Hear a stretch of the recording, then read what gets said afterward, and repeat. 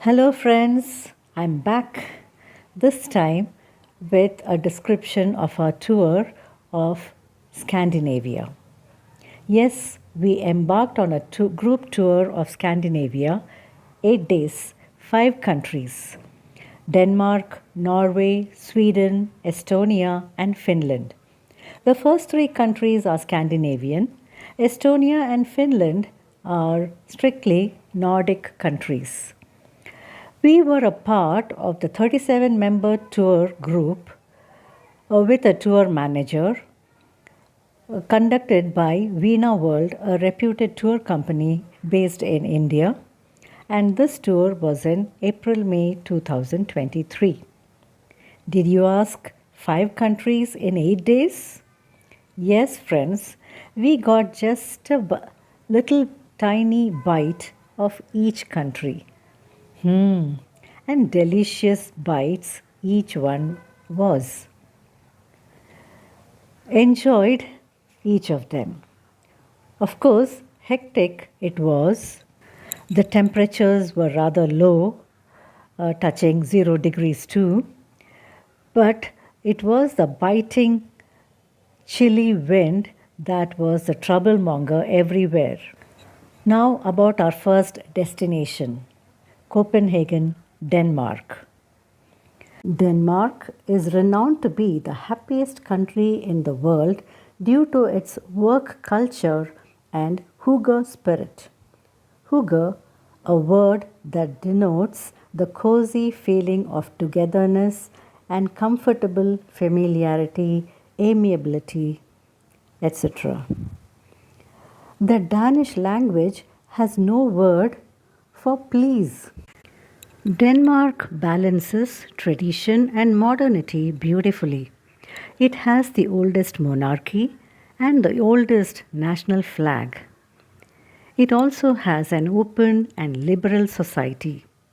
It's a global leader in sustainability. It is also famous for its cycling culture. But the average cost of living in Denmark is approximately 4.5 times that of India. Soon after landing at Copenhagen Airport, we boarded our luxurious coach. As we drove around the city, attractive, colorful buildings caught our eyes.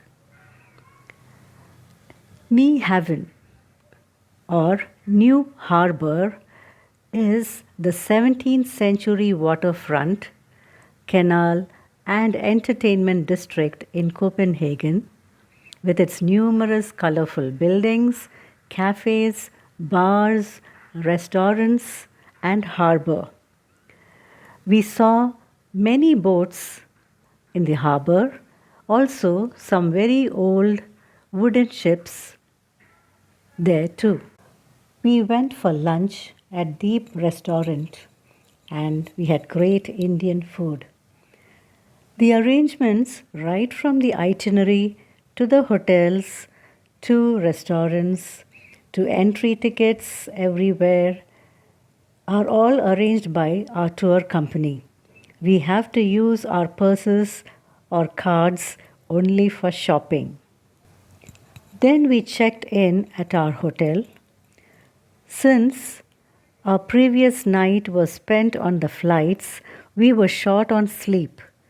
So, the evening outing was on low gear, a relaxed visit to Tivoli Garden.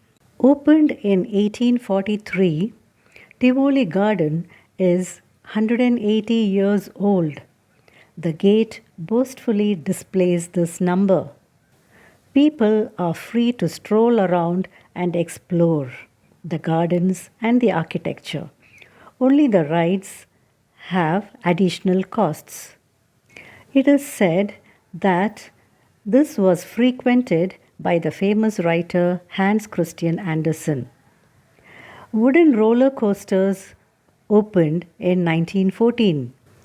Walt Disney was inspired after a visit to this place, so in a way, it is considered that this is the precursor to the modern theme parks. Though we did not go on the rides, we eagerly watched them. The rides seemed pretty impressive. The older version of some of the modern roller coasters of today's theme parks. The riders on the roller coasters were enjoying themselves, shrieking and screaming, and their excitement was infectious. We remembered our rides at Universal Studios in LA many years ago. Tivoli Garden offers something for everyone of all ages.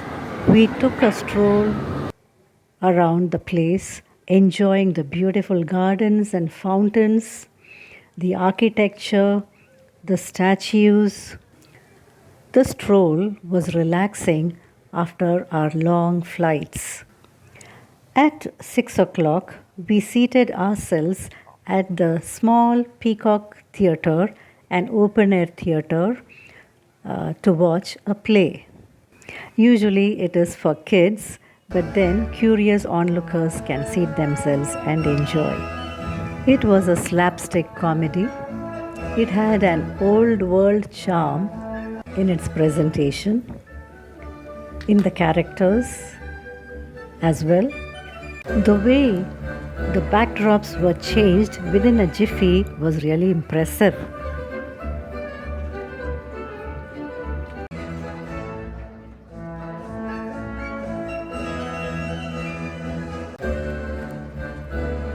The stroll in Tivoli Gardens did us a lot of good after our long flights, and then we drove to another Indian restaurant for yet another sumptuous dinner, and then checked in at our hotel rooms and hit the bed and slept like a log.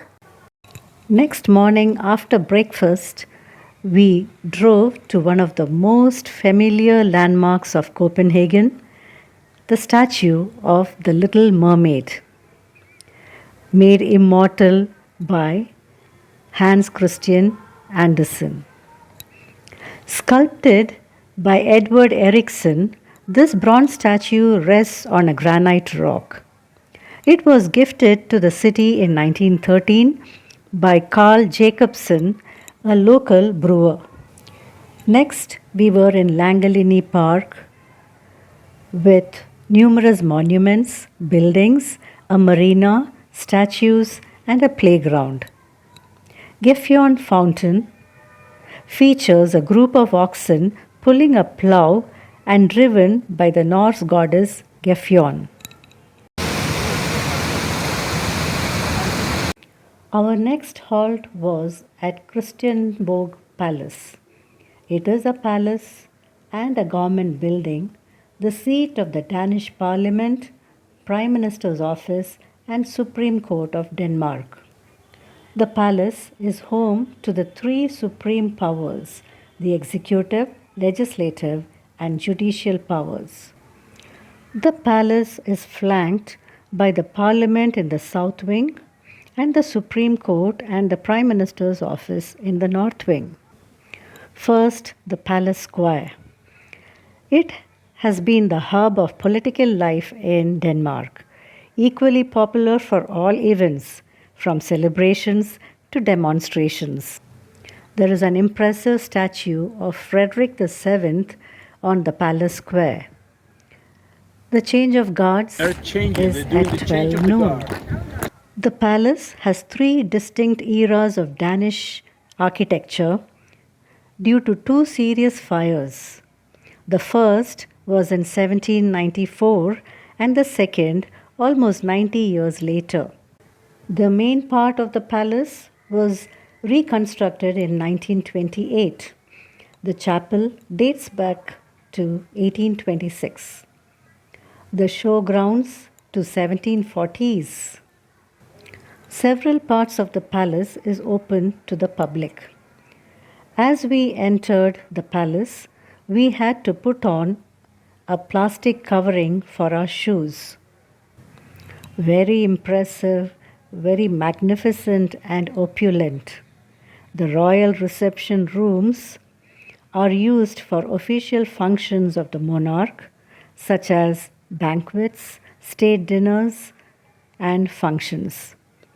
Queen Margaret II is the Queen since 1972.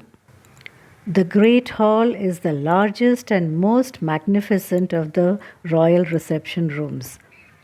It can seat up to 400 guests. It has tapestries recounting the history of Denmark, gifts from the Danish business community for Queen Margaret's 50th birthday.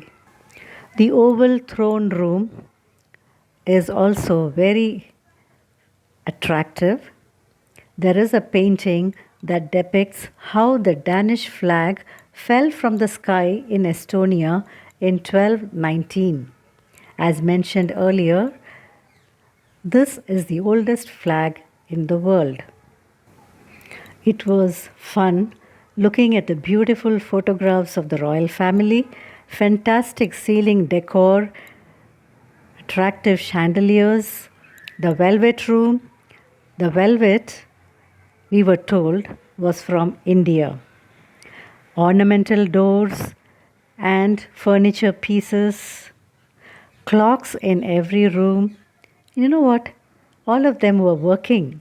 The grand stairs, the balconies, the galleries, the marble statues, and the rooms. Every one of them had the grandeur and magnificence of a palace. It was time for lunch at Deep Restaurant once again, and then it was time to bid goodbye to Copenhagen and Denmark and take the cruise to the next country, that is Norway. Hope you enjoyed our visit to Copenhagen, Denmark, dear friends. Thanks for watching. See you soon. Bye. Take care.